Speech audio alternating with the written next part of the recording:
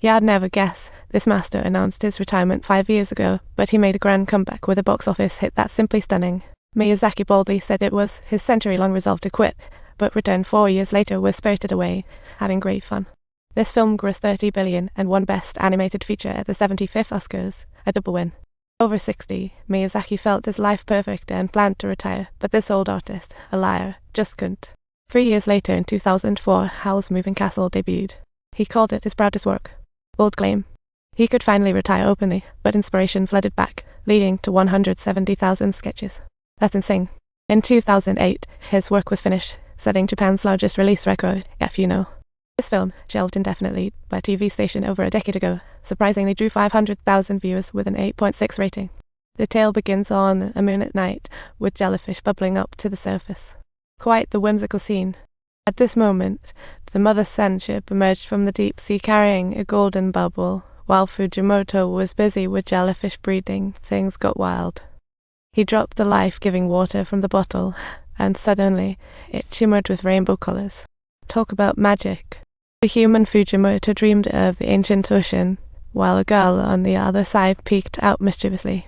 He saw her father distracted and seized the moment to hug a jellyfish. All felt soft and magical.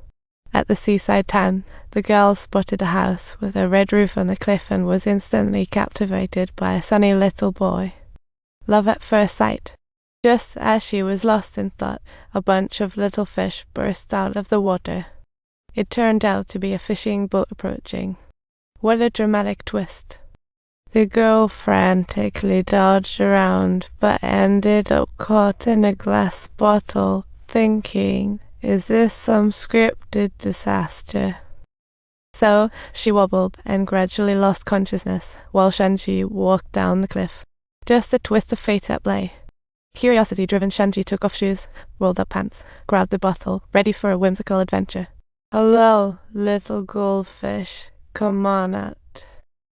Right at the moment when he was going to carry the bottle back to the shore, an eerie wave surged in. This is extremely weird. Could it possibly be dead? Hey, listen to me. I'm alive. Shanji, you better get out here. Fish saw and Fujimoto popped out from the sea, and those bizarre waves were actually his fishy minions. Hilarious. Upon learning his daughter was captured, Fujimoto panicked and prepared a bucket of water to save the little princess. When the whale spouted water, Shanji laughed uncontrollably. He was truly in love with this big fish. Fujimoto followed closely, saying, I don't know who you are, but please don't spray pesticides here. Actually, this isn't pesticide at all, just trying to keep the sea from drying up. As long as it's not pesticide, that's fine. After giving him a glare, Lisa drove away. Fujimoto felt something was off. On the way, Shanji discovered that the cut on his thumb had healed completely. What a surprise! He happily bounced around. To commemorate this whale, he named it Ponyo, and Ponyo joyfully devoured everything in sight. Meanwhile, Fujimoto stealthily pursued them. Shanji's kindergarten was next to where his mom worked, and the grandmas couldn't get enough of him. Shanji hid the bucket in the bushes, making sure the little kids wouldn't see it.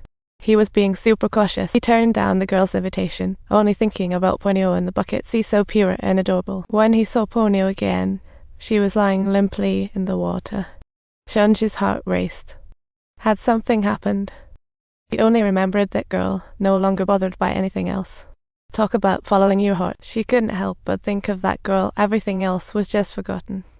Shanji's mind was solely on Ponyo in the bucket. This is just getting funner. Seeing Ponyo again, soft and limp in the water, Shanji panicked and called out, what a thrilling scene. Subtitles. Shanji felt uneasy. You can't bring that to school. It's not a toy for immature people. Let me see. Oh, it's a goldfish. No way, it's Ponyo. Come here. Can you keep it a secret if you peek? Sure, I won't tell. Shanji handed over the bucket, but Ponyo turned away upon seeing the girl. That goldfish is so fat, mine's cuter. Ponyo sprayed water everywhere. It was hilarious. Seeing Ponyo crying at the rock, Shanji had no choice but to sneak away quickly. Passing by the sunflower house, Grandma Fang called him over to see the goldfish see adorable. Her name's Ponyo, loves ham, and she can do magic. Look at this. Ponyo licked my wound, see how it works. Oh really? Can she lick our legs too? If only fish could run like little Shanji. Ugh, isn't this a fish with a human face? Hurry and put it back or we'll summon a tsunami.